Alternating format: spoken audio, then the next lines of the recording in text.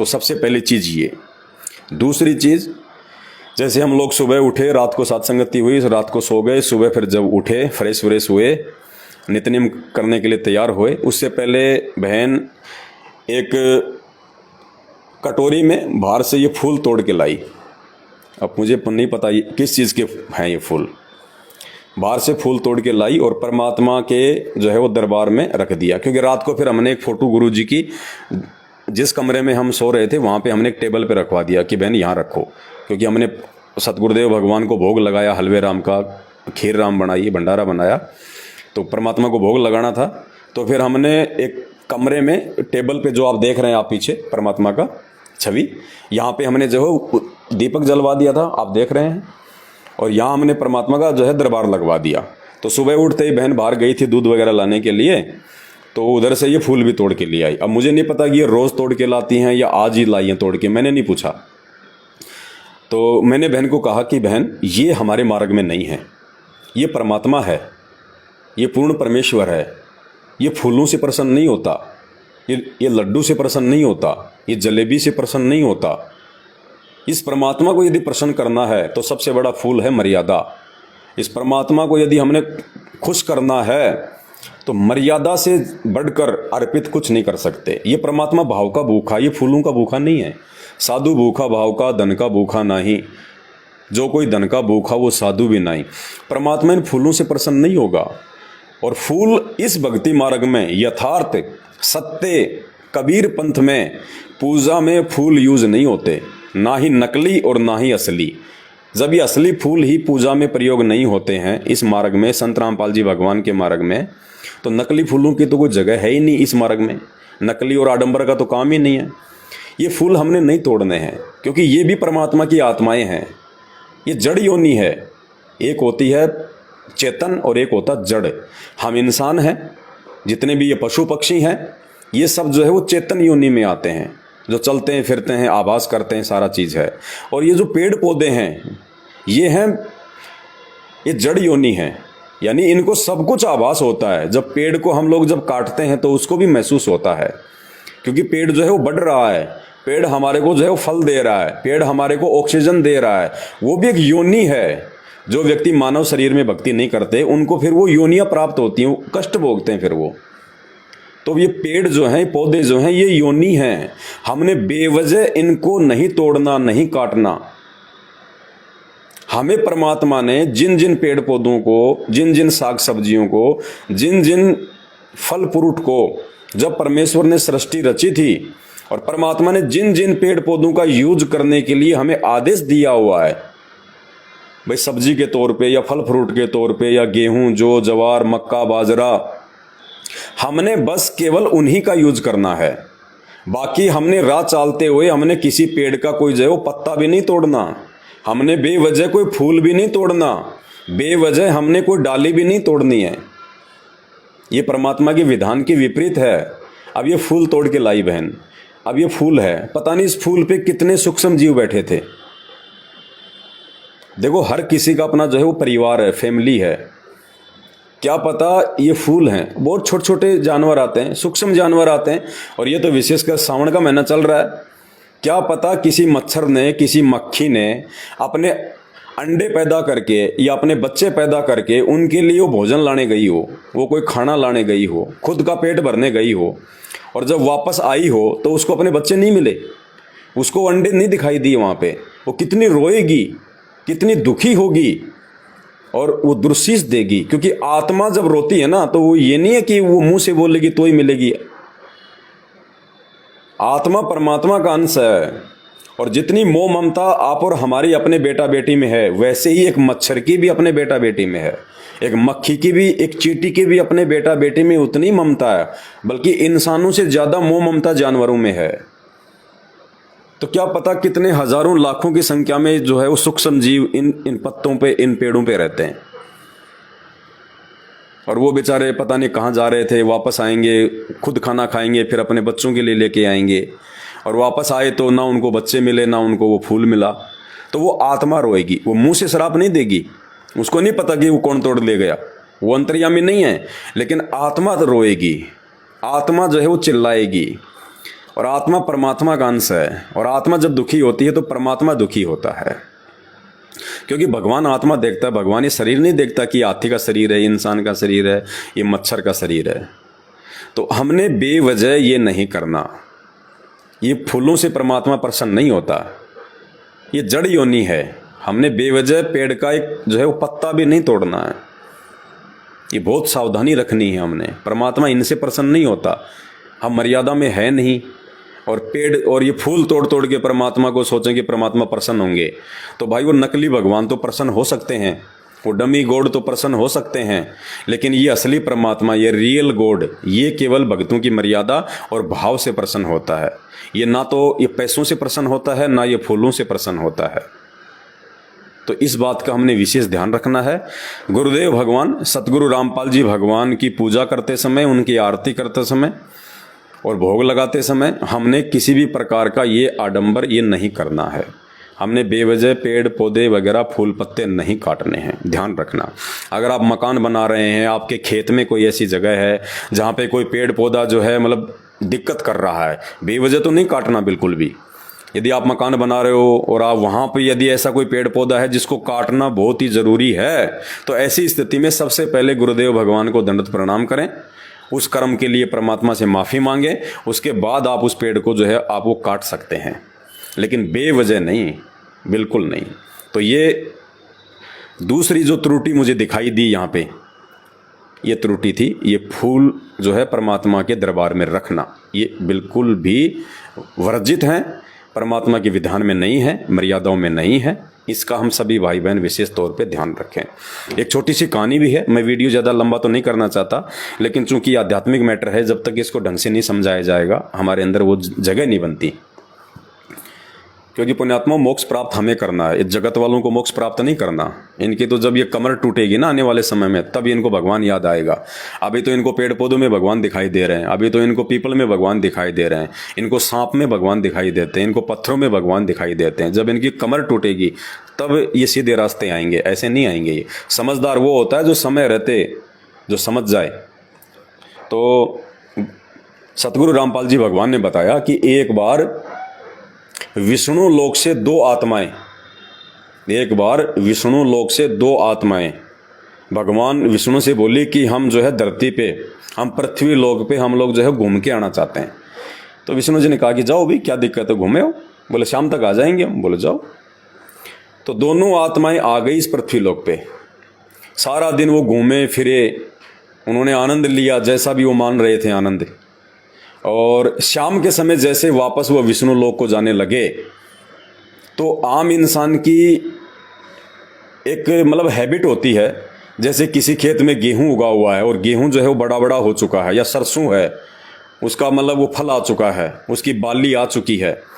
तो आम व्यक्ति की क्या एक मतलब जो है वो प्रवृत्ति होती है, वो रास्ते रास्ते जा रहा है और दोनों साइड में जो वो गेहूं है, जो है, आम व्यक्ति की ये प्रवृत्ति है, बेवजह उसकी बाल खींचेगा पकड़ के, गेहूं की, जौ की, या जैसे कोई बाजरे की फसल है, कोई और फसल है, तो उसका जो है वो पत्ता खींच लेगा, उसको तोड़ लेगा, गोल मोड़ करके वापस फेंक देगा।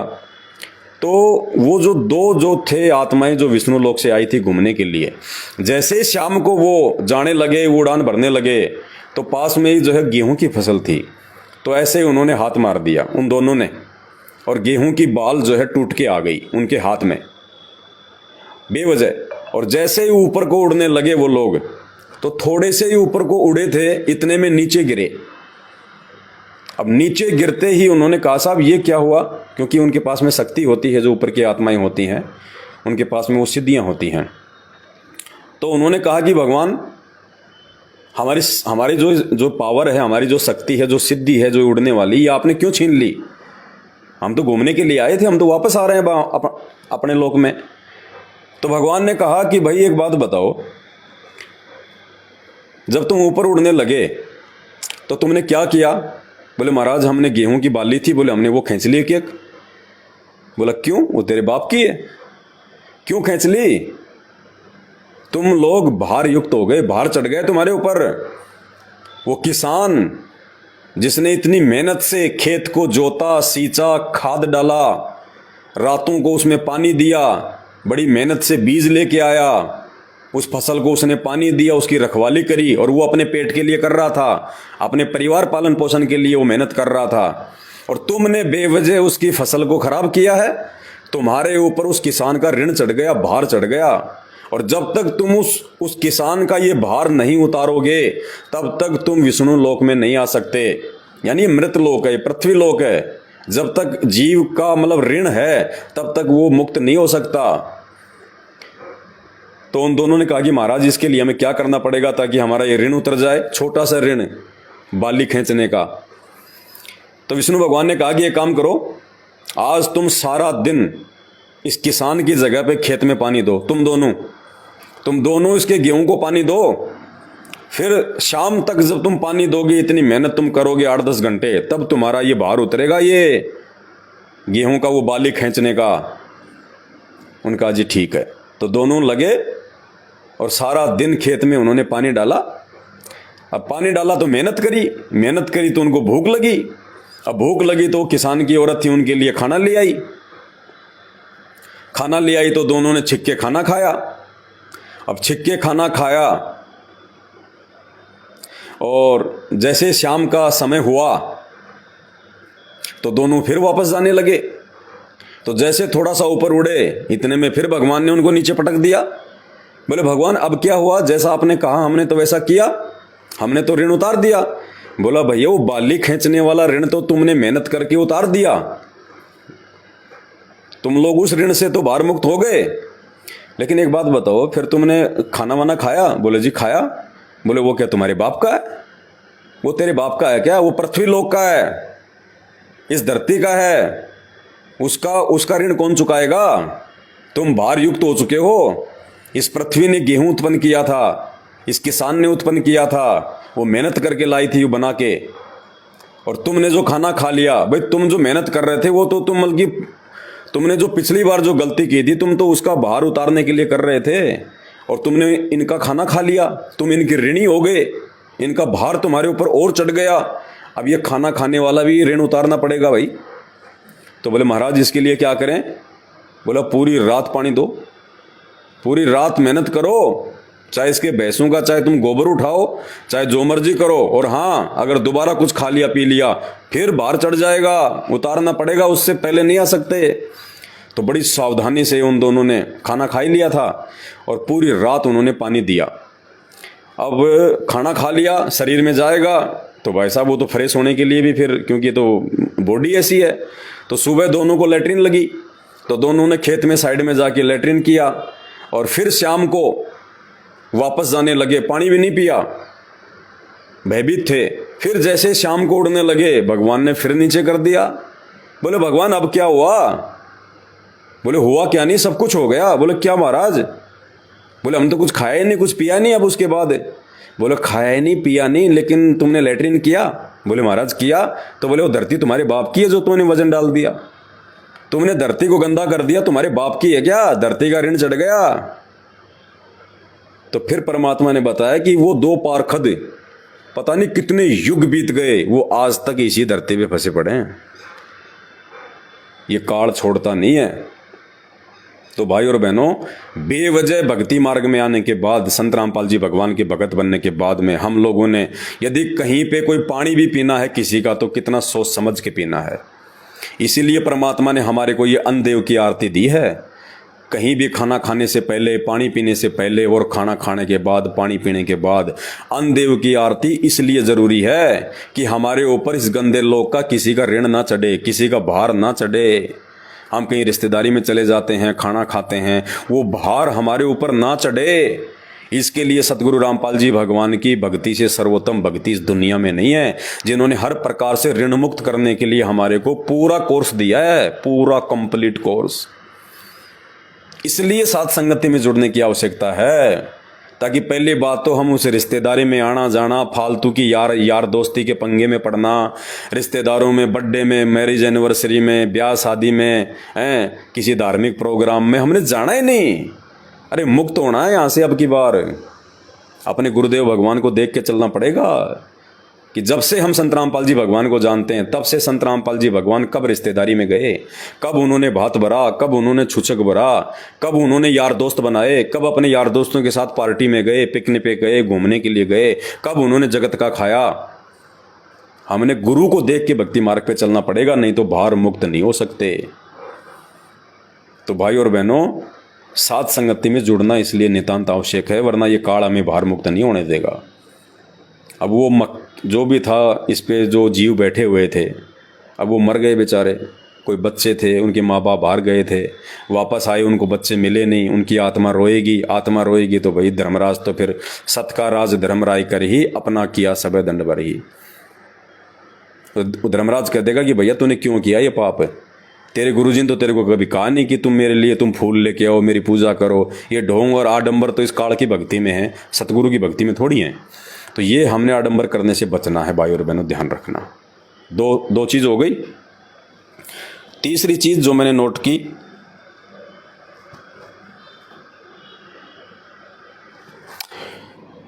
तीसरी चीज़, जब आरती हम करने लगे शाम को संध्या आरती, और तो परमात्मा की दया है, अब हमें पता है कि जब सारी सृष्टि का जगन्नाथ हमारे सामने बैठा है दरबार में, तो बैठ के तो आरती हम कर ही नहीं सकते। तो हम सब ने खड़े होकर आरती करी।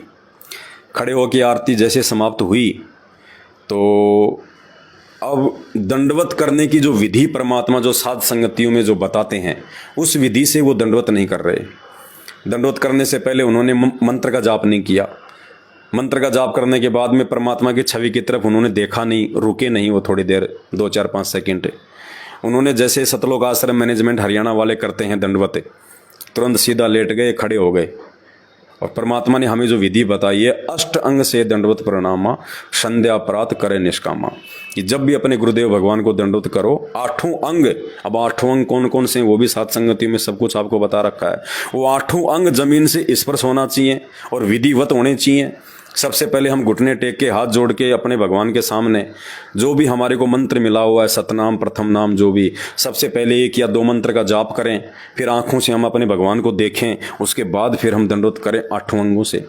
तो ऐसा इन्होंने चारों प्राणियों ने नहीं किया। तो हमने कहा कि भगत जी देखो कितनी बड़ी आप लोग ये त्रुटि कर रहे हो। आप इतने दिनों से सात संगति की वीडियो भी देख रहे हो, लेकिन वीडियो देखने मात्र से वो चीज़ें सारी हमारे अंदर नहीं आएंगी। जो विशेष फायदा, विशेष लाभ, विशेष जानकारी हमारे को सात संगति में जाने से मिलेंगी। तो फिर उनका वो दंडवत की जो विधि है, वो उनको परमात्मा ने जो है हमारे को निमित्त बना के उनको हमने समझाया, उनको जो है दंडवत की विधि भी जो है वो बताई। फिर उन्होंने कहा कि भगत जी हम तो आज पहली बार, उन्होंने कहा खुद अपने मुंह से, हमने कुछ नहीं कहा। आरती समाप्त होने के बाद उन्होंने कहा भगत जी आज पहली बार हम लोगों ने खड़े होकर आरती की है, जबकि 5 साल से सात संगति की वीडियो भी देख रहे हैं, लेकिन फिर भी कह रहे हैं कि भगत जी आज हमने पहली बार खड़े होकर आरती की है। तो भाई बहनों, सात संगति में ना आने का कितना बड़ा नुकसान है। अरे एक मंत्री या कोई मुख्यमंत्री अगर कहीं आ रहा हो, कहीं आ जाए, आप मान लीजिए कि मुख्यमंत्री देश का आपके घर पे आ जाए, स्टेट का, और मुख्यमंत्री खड़ा है, आप बैठ जाओगे? आप बैठ के बात करोगे? नहीं कर सकते। एक अधिकारी के सामने उसके नीचे का नौकर बैठ के बात नहीं कर सकता, उसको भी जी हजूर, गर्दन झुका के, जी साहब, जी सर, जी सर। पहले राजा महाराजा होते थे, सामने सिंहासन पे बैठे होते थे, उनके वजीर, उनके मंत्री, उनके संतरी, जब तक वो राजा आदेश नहीं देता था खड़े रहते थे यूं हाथ करके, जी सर, जी हुजूर, जी हुजूर। अब ये तो हुजूरों का हुजूर है, ये तो शहंशाहों का शहंशाह, राजाओं का राजा है, सतलोक का राजा है। अरे 2 घंटे हमारे को अगर बस में जगह ना मिले, हम खड़े होके और ऊपर हाथ करके, वो डंडा पकड़ के, ऊपर हाथ करके वो डंडा पकड़ के खड़े रहते हैं, कभी एक पैर इधर, कभी एक पैर इधर। और ये आरती, पूर्ण परमेश्वर की स्तुति, पूर्ण परमात्मा की वंदना। अरे 5 घंटे भी अगर खड़ा रहना पड़ जाए तो भी ये सोचो कि परमात्मा कुछ नहीं, और बैठ के आरती कर रहे हैं। ये भी सात संगति में ना आने की त्रुटि, जबकि वीडियो भी देख रहे हैं फिर भी त्रुटि। 4 चीज। पहले हम इन पत्थरों के आगे आरती करते थे, ओम जय जगदीश हरे, ओम जय जगदीश हरे, आधा घंटे खड़े रहते थे। आज भी देख लो, जितने भी आन उपासना के जो केंद्र हैं, ये मंदिर हैं, आप इन देख लो, सभी मंदिरों में खड़े होकर आरतियां होती हैं, क्योंकि भगवान का विधान है, परमात्मा के आगे भगत ने खड़े होकर ही आरती करनी पड़ती है। वो आरती चाहे 2 घंटे की हो, चाहे 1 घंटे की हो, चाहे वो 20 मिनट की हो, ये विधान है। हर चीज़ अगर संत रामपाल जी भगवान शुरू में अपने भक्तों को अगर बता दें तो कोई भक्ति ना करता ये, क्योंकि इतने कायदे कानून हैं पूर्ण मोक्ष प्राप्ति के लिए, हर जीव फॉलो नहीं कर सकता।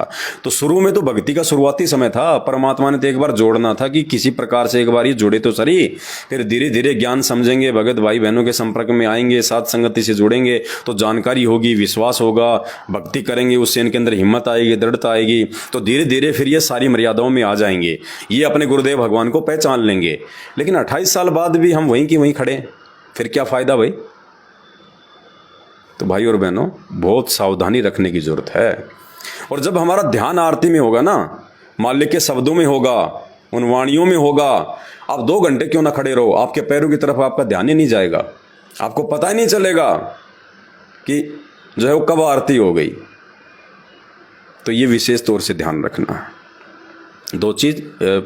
4 चीज़ हो गई, रसोई में परमात्मा का दरबार, दरबार में फूल, दंडवत सही ना करना और खड़े होकर आरती ना करना, 4 जो त्रुटियां देखने को मिली यहाँ पे। उसके बाद में शाम को जब साथ संगति में बैठे तो बहन ने अपने पैरों की दोनों अंगूठियों में चांदी की पैरों की जो है उसमें अंगुलियों में, दोनों पैरों में चांदी की अंगूठी पहन रखी। एक पैर में बहन जी ने जो है वो पाजेव पहन रखा, पायल, और नाक में बहन ने जो है सोने का वो डाल रखा। तो हमारे साथ एक दूसरे भगत जी थे, उन्होंने कह दिया कि बहन जी आप लोग साथ संगति से भी जुड़े हो, वीडियो भी देखते हो, और अभी तक आपने ये पहनना नहीं छोड़ा, ये तो परमात्मा के विधान में नहीं है। मालिक ने तो इतना सब कुछ बोल रखा है सोने के विषय में, तो कि सोने में तो काल का प्रवेश है। जब द्वापर युग में जब काल आया इस पृथ्वी पे, इस कलयुग में, तो राजा जो है परीक्षित से उनका आमना सामना हुआ था। तो राजा परीक्षित से उसने वरदान मांग रखा है 3-4 चीज़ों में निवास करने का। कहाँ पे? जहाँ पे मांस मदिरा का यूज होता है, जहाँ पे शराब का यूज होता है, जहाँ पे वेश्यावृत्ति होती है, जहाँ पे जुआ खेला जाता है, और जहाँ पे सोना होता है। और इसीलिए परमात्मा ने एक वाणी भी बना रखी है कि मांस बखे और मद पीवे और धन वैश्या से खाए, जुआ खेले चोरी करे वो अंत समूड़ा जाए। तो इन स्थानों पे काल का निवास है। इसीलिए सतगुरु रामपाल जी भगवान अपने भक्तों को किसी भी आडंबर से मना करते हैं, ना चांदी पहननी, ना सोना पहनना, ना ये नकली आभूषण पहनने। हमने परमात्मा प्रसन्न करना है, जो रियल आभूषण है एक भगत के लिए, जिससे उसकी सुंदरता बढ़ेगी, परमात्मा उसको जो है वो प्रसन्न करेगा। कौन से आभूषण? शील, संतोष, विवेक, दया, अक्षमा, ये 5 आभूषण हैं जो परमात्मा ने हमें दिए हैं धारण करने के लिए। और जब तक हम ये नकली आभूषण पहनना नहीं छोड़ेंगे सोने चांदी के, तो परमात्मा वाले तो कहाँ पहनेंगे। पहले तो ये हमारे को उतारने पड़ेंगे ज्ञान से, फिर परमात्मा वाले आभूषण धारण करने पड़ेंगे। अरे मेमोरी कार्ड आपके पास 5 GB का है, और 5 GB के मेमोरी कार्ड में रागनी भरी हैं, फिल्मी गाने भरे हैं, तो जब तक उनको डिलीट नहीं करोगे तो सत्संग कहाँ से आएंगे। तो जब तक हम इस काल की बकवादों से नहीं हटेंगे, ये सोने चांदी, ये नकली आभूषण, आर्टिफिशियल ज्वेलरी हैं, जब तक हम इनसे दूर नहीं हटेंगे, और इनसे दूर हटा जाएगा ज्ञान से, देखा देखी से नहीं हटोगे। शर्मा शर्मे में किसी के कहने से दबाव में आके 4 दिन उतार दोगे, 5 दिन उतार दोगे, फिर पहन लोगे। जब तक अंदर से ये रोग नहीं मिटेगा, अंदर से जब तक वो हमारे को ज्ञान नहीं होगा, तब तक हम इन चीज़ों से नहीं हट सकते। जब तक हम अपनी सोच से नहीं हटेंगे, जब तक हम खुद विचार करके नहीं हटेंगे, तब तक हम परमात्मा के नज़दीक नहीं हैं। तो बोला बहन जी पहले तो आप ये उतारो, अगर वास्तव में इस परमात्मा को पाना चाहती हो तो। बाकी तो दुनिया भक्ति कर रही है, आडंबर करके तो दुनिया भक्ति कर रही है बहन जी। कबीर पंथ में लाखों करोड़ों लोग जुड़े हुए हैं, वो भी तो कबीर जी को भगवान मानते हैं, वो भी तो ये ज्ञान है, सब कुछ यही है। ऐसे मोक्ष नहीं होगा, परमात्मा के प्रत्येक विधि विधान में चलना पड़ेगा। अगर ये सोना चांदी पहनने से अगर हमारी सुंदरता बढ़ती है, तो परमात्मा ने जब हमारे को मानव जन्म दिया, हमारे शरीर में 9 छेद दिए परमात्मा ने, 9 छिद्र। तो परमात्मा क्या इतना बावड़ा था क्या? जिस परमात्मा ने 9 छेद हमारे शरीर में वो करके भेजे हैं, वो परमात्मा 2 छेद दोनों कान में और 1 छेद नाक में भी डाल देता। क्या दिक्कत आ रही थी उसको कि बाहर जाके मेरा बेटा चांदी पहनेगा, सोना पहनेगा, सुंदर लगेगा? लेकिन नहीं, ये इंसान के लिए नहीं है। ये काल हमारे से बकवाद करता है, क्योंकि जो सोने चांदी की जो खान जो हैं, ये सोना चांदी जो इस धरती में जो पैदा हुआ है, ये शंकर भगवान के वीर्य से पैदा हुआ है। जब शंकर भगवान ने काम वासना में आके जब मोहिनी के जब उसको पीछे से उसको पकड़ लिया, उसको बांध भर ली, और जब शंकर भगवान का काम वासना से वशीभूत हो गए, जब उनका वीर्य संकलित हो गया, उस समय जहां जहां उनका वीर्य गिरा इस पृथ्वी पे, वहां वहां सोने चांदी की ये खान बन गई। तो ये सोना तो काल के पुत्र का है, तो सतगुरु का भगत तो धारण भी नहीं कर सकता इसको। सतगुरु रामपाल जी भगवान ने तो यहाँ तक आदेश दे रखा कि सोना तो हमने अपने वो जो है घर पे भी नहीं रखना, घर पे भी पहनना तो दूर, सोना हमने अपने घर पे भी नहीं रखना, क्योंकि ये काल है, और जब तक काल आपके पास में है तो परमात्मा आपसे दूर रहेगा। तो सबसे पहले तो ये नकली आभूषण छोड़ें, उसके बाद परमात्मा के जो असली आभूषण है, शील, संतोष, विवेक, दया, क्षमा, हम इनको धारण करें अपने जीवन में। तो बहन ने जो पैर का जो था पायल वो तो निकाल दी थी शाम को, बाकी अंगूठी और नाक का जो सोने का था वो नहीं निकाला। तो दबाव देखो किसी पे हम नहीं दे सकते, हालांकि हम उन्हीं के घर पे बैठे हुए हैं। अभी हम लोग आगे की यात्रा पे निकलेंगे, पंजाब की तरफ जा रहे हैं परमात्मा के आशीर्वाद से, साथ संगति में। भले गाड़ी नहीं अपने पास में, कोई बड़ी बात नहीं है, लेकिन ये परीक्षा है। परमात्मा ये देखता है कि ये सेवा और भक्ति छोड़ते हैं कि नहीं छोड़ते हैं, इनमें थोड़ा बहुत आलस्य आता कि नहीं आता है। गाड़ी परमात्मा लाख दे दे, सतलोक आश्रम मैनेजमेंट हरियाणा यदि हमारी एक गाड़ी चोरी करके ले गया तो कोई बड़ी बात नहीं है। परमात्मा तो लाखों गाड़ियां दे देगा आने वाले समय में। ये सारी सेवाएं परमात्मा अपने सत्सेवक बच्चों के हाथ में सौंपने वाला है, क्योंकि आज सेवादारों की छटनी हो रही है, भक्तों की छटनी हो रही है। वो बच्चा नहीं है जो जेल में बैठा है 8 साल से, सारी सृष्टि का रचनहार, जिसके चुटकी बजाते ही 21 ब्रह्मांड सतलोक से विमान की तरह चल पड़े थे, उसको कौन ऐसा बलवान शक्तिशाली है जो जेल में कैद करके रख लेगा? ये मर्जी का मालिक है, मर्जी का मालिक है। ये भक्तों का झाड़ा ले रहा है, परीक्षा ले रहा है कि मेरा कौन है, मेरे से जुड़ के मेरे को अपना गुरु बना के मेरे प्रति कौन कितना समर्पित है, कौन आज मेरी गैर हाजिरी में माया का गुलाम है और कौन मेरा गुलाम है, कौन वो काम करेगा जो काम 27 साल से मैं कर रहा था, अज्ञान और पाखंड को जड़ से मिटाने के लिए, लोगों की गालियां खा के, लोगों की मार खा के, लोगों के ताने सह के। तो परमात्मा देख रहा है। ये ना सोचना कि नाम ले लिया, गले में लॉकेट पहन लिया, हाथ में रक्षा सूत्र बांध लिया, मुंह पे सत साहिब हम भगत बन गए। वो झाड़ा ले रहा है, कौन उसका है। तो पैर की पायल तो बहन ने निकाल दी थी, बाकी हम किसी पे दबाव नहीं दे सकते, हमारा काम केवल जानकारी देने का है, बाकी उनकी मर्जी है आगे क्या करें क्या ना करें। और 6 नंबर, और तो कोई फ़ोटो नहीं है, सिर्फ सतगुरु रामपाल जी भगवान की फ़ोटो है इनके घर में।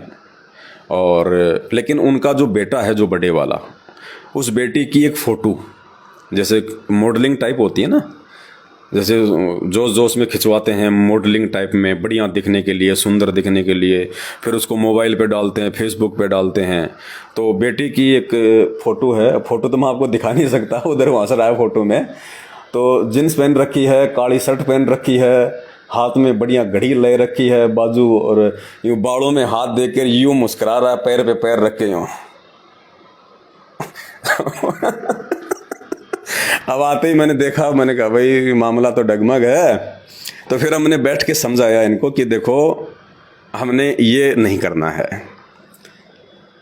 क्योंकि ये अहंकार का प्रतीक है, ये हवा भरता है काल हमारे अंदर, सुंदर दिखना, ये इस प्रकार की। क्योंकि जब जब हम उस फोटो को देखेंगे, परमात्मा ने क्या कहा हमारे को कि भैया 3 कमरे हैं, एक कमरे में साधु संतों की फोटो लगी है, उस कमरे में जाओगे तो आपके अंदर वही वैराग्य उत्पन्न हो जाएगा, साधुता आएगी ऑटोमेटिक। दूसरे कमरे में भगत सिंह के, चंद्रशेखर आज़ाद के, उस शहीदों की फोटो हैं, तो वहां जाते ऑटोमेटिक जोश पैदा हो जाएगा, ऑटोमेटिक। क्योंकि जिस चीज को हम देखेंगे वो गुण हमारे अंदर ऑटोमेटिक आएंगे। और एक कमरे में अर्धनग्न फोटो लगी हैं, लेडीज की फोटो लगी हैं, जो फिल्मी जो ये अभिनेत्रियां हैं इनकी फ़ोटो लगी हैं, तो उन फोटोओं को देखते मन में काम वासना, उल्टे विचार, गंदी सोच ऑटोमेटिक आएगी। तो इसी प्रकार दास ने कहा कि आपके बेटे ने अपनी जो फोटो जो ये सलमान खान की तरह जो लगवा रखी है, तो जब जब ये इस फोटो को देखेगा तो इसके अंदर वो भाव उत्पन्न होंगे, चाहे उसको अहंकार कह लो, चाहे मान बड़ाई कह लो, चाहे काल की हवा कह लो। तो ये भक्ति मार्ग में नहीं चलता। हमारे विचार बिगड़ेंगे, मैले होंगे, दूषित होंगे। तो दास ने कहा कि या तो इसको आग लगा दो या इसको फेंक दो तोड़ मरोड़ के, घर में भी नहीं रखने। कहीं ये सोचो कि लो साहब यहाँ से हटा कर हमने इसको जो है लपेट के किसी कागज में और हमने इसको जो है मतलब बेड में रख दिया, नहीं। वो भी जो है वो बीमारी है। 2 महीने में 6 महीने में कभी सामान निकालोगे, फिर वो फोटो सामने आएगी, फिर मन में वही विचार आएंगे। तो रोग को ही खत्म करो। तो फिलहाल तो लगी हुई है फोटो, अब देखो हटाएंगे नहीं हटाएंगे ये तो उनकी अपनी मर्जी है, कि अपन किसी के साथ ज़बरदस्ती थोड़ी कर सकते हैं। और तो ये 6 जो थी त्रुटियाँ, ये परमात्मा की दया से मालिक ने दास को सद्बुद्धि दी, दास ने नोट की। और आप सभी भाई बहनों को दास ने बताना भी उचित समझा, क्योंकि ये ज़रूरी भी है कि हम गलतियां करने से बचें। हम तभी सफल हो पाएंगे भक्ति मार्ग पे, तभी हमारा पैर सतलोक में जा सकता है जब हम इन छोटी छोटी बातों को लेके हम सजग रहें, सावधान रहें। तभी हम दूसरों को समझा पाएंगे, हम दूसरों को सावधान जो है वो कर पाएंगे। नहीं तो पुण्यात्माओं, परमात्मा कहते हैं काल कसाई तक तक मारे पग पग पे यो बाणा। ये मौके की तलाश में है कि कब ये छोटी से छोटी गलती करे और कब इसको नीचे गिराऊं। और एक बार ये प्राणी सतगुरु की मर्यादा से नीचे गिर जाए, फिर ये काल उसको गधा बना के छोड़ देता है। फिर ये चाहे जो मर्जी करे, क्योंकि इसका एग्रीमेंट है भगवान के साथ है। इसने परमात्मा से एग्रीमेंट कर रखा है कि परमात्मा आप नीचे जाओगे, ज्ञान दोगे, जीवों को सतलोक ले जाओगे। ये मालिक एक दया करना, क्या भाई परमात्मा आप अपना ज्ञान देना, आप अपनी जानकारी देना, आप भक्ति का विधान बताना, आप उनको कर्म और कुकर्मों की जानकारी देना, सही और गलत की जानकारी देना। ये परमात्मा जबरदस्ती किसी के साथ ना करना। जो आपकी आज्ञा में रहे, जो आपकी मर्यादा में रहे, जो एक भगत बन के रहे, उसी को आप सतलोक ले जाना। बाकी जो आपकी मर्यादा, आपकी आज्ञा में ना रहे, परमात्मा उसको मत छेड़ना, वो मेरे मुंह में रहेगा। तो परमात्मा ने कहा कि तथास्तु, ऐसे मूर्खों को ले जाके भी मैं क्या करूंगा। तो भाई और बहनों, हमने तो छोटी से छोटी गलती करने से बचना है। वर्तमान में ये विशेष वो समय चल रहा है, इस समय जो चूक गया फिर असंख्य करोड़ों युगों के बाद उसका दाव नहीं लगना, क्योंकि ये फाइनल है मैच। ये फाइनल है, जैसे क्रिकेट का फाइनल मैच होता है, फिर वो कितनी जान लगा देते हैं, कितना उनको भय होता है, कितना उनको जो है वो डर होता है कि फाइनल है। फाइनल इज्जत और बेइज्जती का सवाल है। वो कितना अपने भगवानों को याद करते हैं, वो बल्ला लेके आएंगे, बैट लेके आएंगे जब फाइनल मैच में हैं, बार बार बार बार यूं करेंगे, पता नहीं कोई हाथ जोड़ेगा और भय रहेगा उसको। बाकी मैचों में भय नहीं रहता, लेकिन फाइनल में उसको डर रहता है, क्योंकि अगर इसमें हार गए तो गई फिर 5 साल की और बेइज्जती और होगी, और जीत गए तो इतनी बड़ी इज्जत होगी। तो पुण्यात्माओं, इस भक्ति मार्ग में ये सावधानियां रख के, ये भय रख के, यदि हम जीत गए तो सतलोक में हमारा स्वागत होगा, परमात्मा हमसे जो है प्रसन्न होगा, सदा सदा के लिए 84 लाख योनियों का ये फंद कट जाएगा। तो बहुत सावधानी बरतने का समय है ये। देखो जगत अंधा है, जगत कुछ नहीं समझेगा, समझना था वो समझ चुके हैं, थोड़े बहुत और हैं जो समझ लेंगे जब तक संत रामपाल जी नहीं आ जाते हैं। बाकी जगत अंधा है, जगत को कुछ नहीं पता, रास्ता मोक्ष का यही है, लेकिन वो अंधा है। और हमने अंधे की बाँ पकड़ के नहीं चलना। परमात्मा कहते हैं अंधे की बाँ गई अंधे ने, ये मार्ग कौन बतासी, जग सारा रोग यारे, जिन सतगुरु वैद्य न जाना। तो जगत अंधा है, जगत को भक्ति और भगवान मर्यादाओं का कुछ नहीं पता है। इनका जीवन वही है जो वो जी रहे हैं कि बस ऐसी दुनिया चलती है, ऐसे सब कुछ होता है, लोग मरते रहते हैं, ऐसा ही होता है। लेकिन हम भक्तों को परमात्मा ने भविष्य दिखा दिया, परमात्मा ने हमारे को आगे का बता दिया कि ऐसे ही नहीं है, वैसे भी है ऊपर। जब वो नरक, काल लोक और यमदूत और बहुत कुछ है, फिर 84 लाख योनियाँ। तो जगत अंधा है, जगत की ना हमने किसी बातों का बुरा मानना है, और ना हमने जगत के अनुसार चलना है, और ना हमने उन भगतों के अनुसार चलना है जो भगत भगत होने के बाद भी मर्यादा तोड़ के चल रहे हैं, जो गुरु को भगवान नहीं मानते, एक से अधिक फोटोएं रखते हैं, जो आज्ञा में नहीं है परमात्मा के, जिनको पता ही नहीं कि सही क्या और गलत क्या है, परमात्मा ने क्या करने के लिए आदेश दिया, क्या नहीं करने के लिए मना किया है। तो ना हमने उन भक्तों को देख के चलना, ना हमने जगत के पीछे चलना। अगर बात समझ में आ गई है तो हमने अपने गुरुदेव भगवान को प्रसन्न करना है। ये अंतिम चांस है, अंतिम दाव। और परमेश्वर कहते हैं इब के दाव मत चूक मेरी प्यारी, कि हे आत्मा अब की बार ये दाव मत चूक जाना। ये दाव तो असंख्य युगों के बाद लगता है कि किसी बिरले को नसीब होता है। गुरुपद सेवै बिरला कोई, जहाँ पे कृपा साहिब की होई।